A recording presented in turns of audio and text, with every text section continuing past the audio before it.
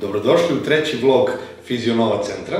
Ja sam Nemanja Marjanović, glavni terapeut ovog centra. Danas ćemo pričati o sindromu smrznutog ramena. Smrznuto rame je povreda, odnosno sindrom, kod kojeg se javlja ukočenost i bol u ramenu, a kao poslednja faza dolazi do potpunog ograničenja pokreta. Sam rameni pojas ili rameni zglob izgrađen je 4 kosti, znači nadlaktice, lopatice, prsne kosti i ključne kosti. Sam zglob je obavijen zglobnom kapsulom, a sama zglobna kapsula predstavlja vezivnu tvorevinu koja održava sam zglob stabilnost i štiti ga od spoljašnjih uticaja. U samoj zglobnoj kapsuli nalazi se sinulna tečnost koja služi za samo podmazivanje zgloba prilikom pokreta. Kada dođe do periartritisa ili do smrznutog ramena, ono što se dešava, dolazi do smanjene lučenja sinulne tečnosti, dolazi do pojačanog trenja periartikularnih tkiva i kao posledica toga dolazi do promene samog tkiva. Znači, te tkivo postaje rigidno, neelastično, menja strukturu iz vezivnog u fibrozno tkivo.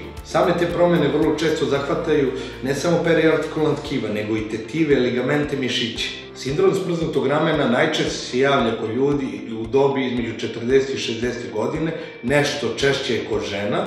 Uglavnom je do sada nepoznate etiologije, ali imamo, ajde kažemo, uzročnike koji mogu dovesti do toga. To su vrlo često povrede samog ramena, povrede rotatorne manžetne, upale tetiva samog ramena. Vrlo često se javlja kao posledica, kao sekundarna pojava problema sa vratom, kao cervikalnog sindroma. Ono što još jeste specifično gde je rizik uočen, jeste kad dođe do povređivanja same šake, nadlaktice, podlakta, ako smo došli do preloma i mobilizacije gde moramo da štitimo rame, samu pokretljivost, vrlo često nastaje kao sekundarna pojava smrznuto rame. Prvi znak smrznutog ramena jeste prvenstveno bol, koji je neizostavan u svim fazama. Ono što je specifično kod njega, u početku to nije toliko jako izražena bol, samo pri određenim pokretima. Sledeća faza koja ide nakon toga, gde obično pacijenti zanemaruju tu bol, jeste bol noću koji se širi. Nakon toga, faza koja ide jeste potpuno ograničenost pokreta.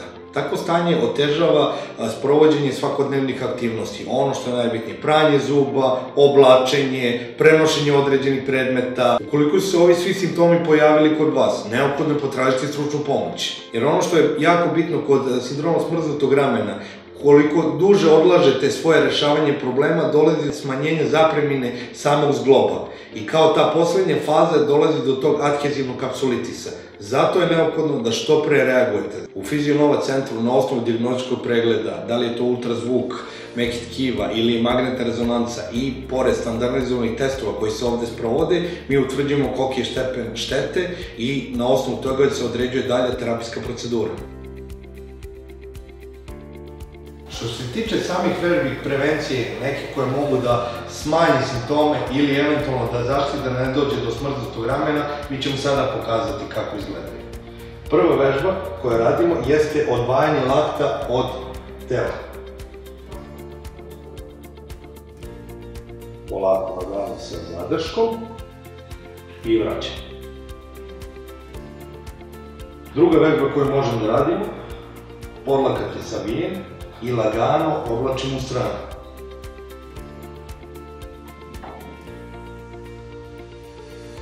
To se za prednji odnos. Treća vežba koju izvodimo jeste podizanje tegla u vis i lagano vraćanje. Brojimo do 5. Četvrta vežba koju ćemo raditi, koja je izuzetno bitna, jeste sprovođenje spoljašnje i unutrašnje rotacije. Ono što je bitno, do kraja pokret i polako vraćanje na dole.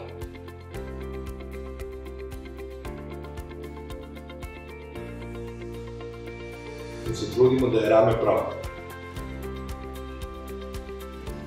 Sledeća vežbica koju ćemo raditi, nju možemo izvesti sa elastičnim trakama. Pacijent spruži ruku do kraja i idemo lagano, vučemo ka sebi i sporo vraćamo. I promenit ćemo u više rada.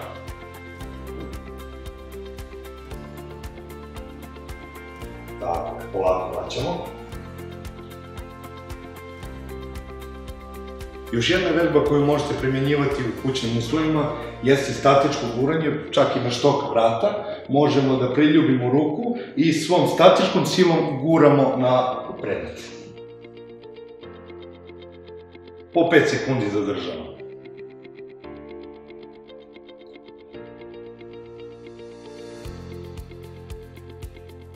našem fizioterapeutskom centru taj problem se rešava kroz protokol broj 5, koji uključuje krioterapiju koja je osnovni i uvod kroz tu terapiju da bi delovali na smanjenje upalnog procesa i snižavanje same temperature u zglobu.